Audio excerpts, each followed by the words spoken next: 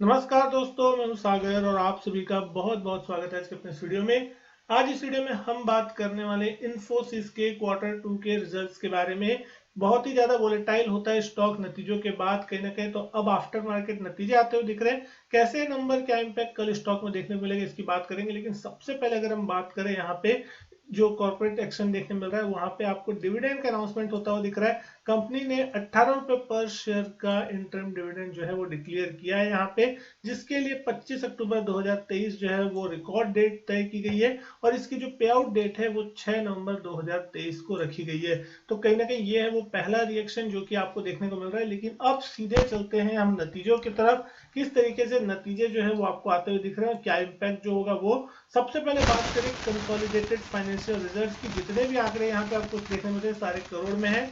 और अब बात करें रेवेन्यू के टर्म में, सबसे पहले तो रेवेन्यू का आंकड़ा जो है इस क्वार्टर में 38,994 करोड़ का देखने को मिल रहा है, जो कि पिछले साल से अगर आप कंपेयर करें 36,538 करोड़ के मुकाबले 6.7% की साल दर साल बढ़त है। और क्वार्टर क्वार्टर देखें तो 37,933 करोड़ का नंबर था पिछले क्वार्टर में, वहां से अगर आप देखें 2.8% की यहाँ पे बढ़त आपको आती हुई दिखाई दे रही है। एक्सपेंस की बात करें तो एक्सपेंस भी लगभग 3689 करोड़ के आसपास का देखने को मिल रहा है। 3253 करोड़ का एक्सपेंस भी जो 13% बढ़ता हुआ दिख रहा है साल दर साल। क्वार्टर क्वार्टर देखिए 3660 करोड़ का एक्सपेंस था पिछले क्वार्टर में, जो कि 0.8% बढ़ता हुआ दिख रहा है। प्रॉफिट मार्जिन यहाँ पे जो है दोस्तों, यहाँ पे नजर रखने वाली चीजें, टोटल ऑपरेटिंग प्रॉफिट मार्जिन किस तरीके 21.2% आता हुआ दिख रहा है, जो कि पिछले साल 21.5% था। 0.3% का जो दबाव है वो आपको साल दर साल देखने मिल रहा है। लेकिन क्वार्टर क्वार्टर देखेंगे तो 20.8% था पिछले जून क्वार्टर में, तो 0.4% यहाँ पे बढ़त देखने को मिल रही है। और अगर नेट प्रॉफिट का आंकड़े की अगर हम बात करें, 6,215 करोड़ का नंबर जो है वो आता हुआ इस बार दिखाई दे रहा है, जो कि 6,026 करोड़ का पिछले साल 3.1% की बढ़त है। तो साल दर साल अगर आप देख रहे हैं तो कोई खास ज्यादा बढ़त नहीं है, मार्केट भी इसी के आसपास का ही कहीं ना कहीं नंबर मान के चल रहा था। 5-10 करोड़ ऊपर नीचे की बात हो सकती है, लेकिन इसी के आसपास एक्सपेक्टेशन के आसपास नंबर देखने मिल रहा है। क्वार्टर क्वार्टर देखें तो 5,945 करोड़ का नंबर था पिछले क्वार्टर में जून में, वहां से 4.5% की बढ़त होती हुई दिख रही थी, जो कि एक शानदार नंबर यहाँ पे कहा जाएगा। क्वार्टर क्वार्टर यहाँ पे एक अच्छी ग्रोथ होती हुई दिखाई दे रही है।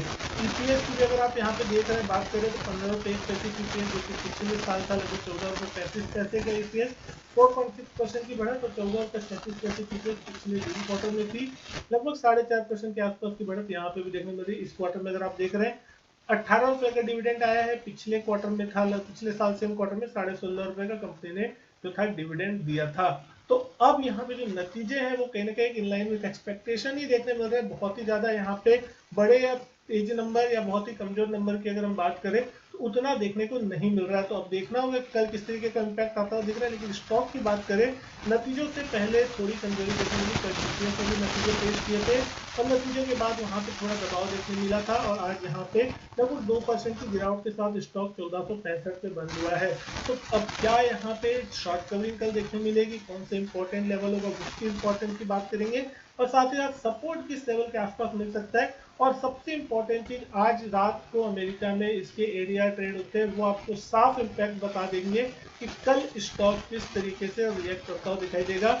तो अगर आप यहाँ पे चाहते हैं कि किस तरीके का रिएक्शन देखने मिलता है, तो शाम को अमेरिकी मार्केट खुलते साथ इन्फोसिस के एडीआर जो ट्रेड होते हैं उस पर जो रिएक्शन आपको देखने मिलेगा, बिल्कुल वही रिएक्शन सेम टू सेम आपको अगले दिन सुबह सुबह देखने को मिलेगा, यानी कि कल के दिन। तो अब यहाँ पे अगर आप बात करें, कंपनी की वैल्यूएशन देख रहे हैं, 6 लाख करोड़ के ऊपर का मार्केट कैप है, 24 के आसपास का पी चलता हुआ दिख रहा है, 59 रुपीज के आसपास की ईपीएस है। डिविडेंड यील्ड अगर आप देख रहे हैं 2.32% के आसपास की चलती हुई दिख रही है। और सबसे इंपॉर्टेंट चीज अब बात करें चार्ट से इंपॉर्टेंट लेवल की, तो इस स्टॉक ने एक अच्छे खासे लेवल देखे थे, और पिछले 1.5-2 सालों से अगर आप देख रहे हैं तो यहाँ पे एक डाउन ट्रेंड और एक कंसोलिडेशन भरा ट्रेंड देखने मिल रहा है। और पिछले 2 क्वार्टर से जो भी नतीजा है वहां पे आपको एक बड़ा गैप डाउन देखने मिला है। यहाँ पे हमने देखा था 17 अप्रैल के बाद जब नतीजा आया था, यहाँ पे एक बड़ा गैप डाउन हुआ था 8-10% का।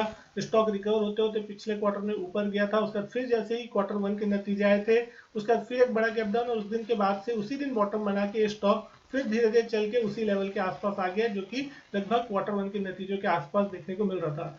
अब यहाँ पे ये स्टॉक को अगर आप देखेंगे 200 दिन के एवरेज के ऊपर कामकाज कर रहा है, सारे मूविंग एवरेजेस जो है 200 दिन के एक्सपोनेंशियल मूविंग एवरेज के ऊपर कामकाज करते हुए दिखाई दे रहे हैं। और जो सबसे इंपॉर्टेंट लेवल है जिसके ऊपर मार्केट नजर रखेगा कहीं ना कहीं, वो लेवल है 1510 रुपए के आसपास का। आप इसको क्लोजिंग बेसिस पे मान सकते हैं।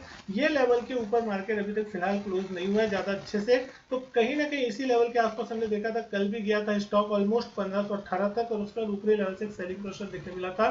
तो 2 दिन में यहाँ पे एक अच्छा खासा करेक्शन ऊपरी लेवल से हो चुका है। वीकर साइड में थे तो एक्सपेक्टेशन बहुत ज्यादा नहीं थी यहाँ पे, तो यहाँ पे मुझे नहीं लगता कि ज्यादा बड़ी कोई गिरावट यहाँ शायद देखने को कल मिलेगी।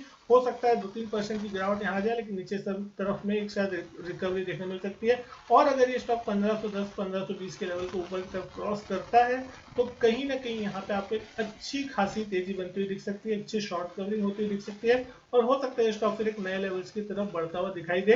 नीचे की तरफ 200 दिन का एक्सपोनेंशियल मूविंग एवरेज जो कि लगभग 1420 रुपए के आसपास का आता हुआ दिखाई दे रहा है, वो एक अच्छा सपोर्ट बनता हुआ दिखाई देगा। अगर ये 1420 का लेवल टूट जाता है किसी कारण से, तो फिर आपको यहाँ पे 1400 या उसके नीचे के भी लेवल देखने को मिल सकते हैं। लेकिन कहीं ना कहीं अगर यहाँ पे स्टॉक में कोई बड़ी गिरावट देखने को मिलती भी है तो लॉन्ग टर्म के नजरिए से ये स्टॉक में इन्वेस्टमेंट का एक अच्छा अपॉर्चुनिटी हो सकता है। पिछले क्वार्टर में भी हमने देखा था एक बड़ी गैप डाउन हुई थी और उसके बाद से कंसिस्टेंट उसी दिन बॉटम बना के स्टॉक धीरे धीरे करके पिछले 2-3 महीनों से लगातार चलता हुआ दिखाई दे रहा है। यानी कि जिसने उस दिन एंट्री ली होगी उसने एक अच्छे खासे रिटर्न पिछले 1.5-2 महीने में बनाए।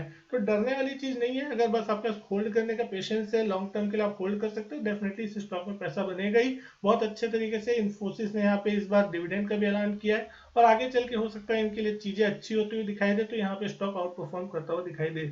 उम्मीद करता हूँ वीडियो जो है पसंद आई होगी। वीडियो अच्छी लगी हो तो लाइक करें, शेयर करें, चैनल नहीं किया सब्सक्राइब तो चैनल सब्सक्राइब जरूर करें। मैं आपसे मिलता हूँ अपने नेक्स्ट वीडियो में, तब तक के लिए good bye and thank you.